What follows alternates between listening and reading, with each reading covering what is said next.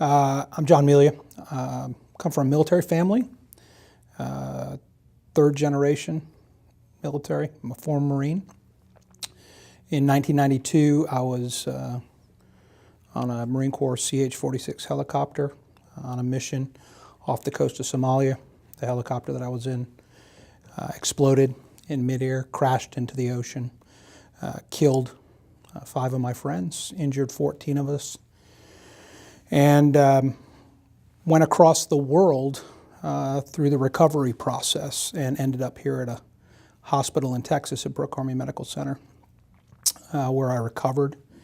Went back to the Marines for a couple more years, went back to Somalia the next year and was retired in 1995 as a result of my injuries. In 2002, my family and I saw young men and women returning from Iraq and Afghanistan and decided that many of those young men and women would be going through the same experience that I did when I recovered. They wouldn't know what was in front of them in the future. They wouldn't know where they were going to go to work. And so we started a project in the basement of my house called the Wounded Warrior Project.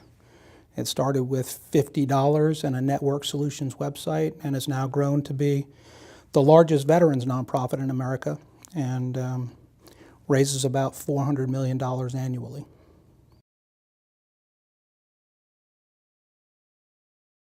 Well, there's 22 million veterans in America today. It's the second largest available talent pool for employers, and most employers don't know that.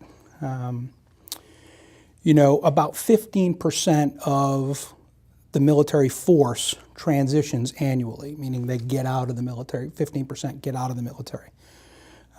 Many of those folks are highly skilled people, and our job, our job is to educate employers and tell them why military veterans are such good hires. The difficulty in transition normally comes when trying to translate military skills to civilian skills. Oftentimes, the military folks are speaking a language that is very different.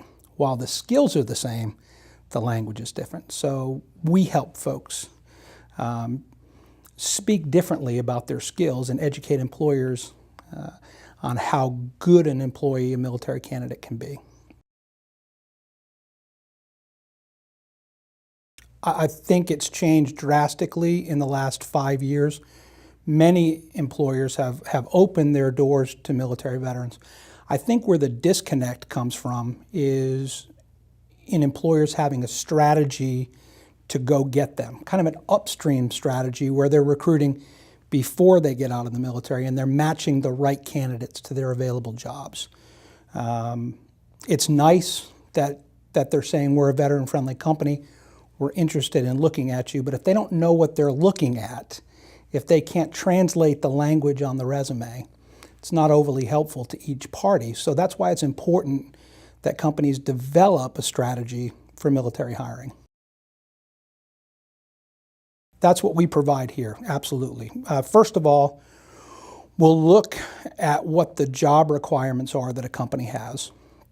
We will immediately look at what military candidates will specifically fit into those roles. We'll take those military skills and we'll do the actual translation.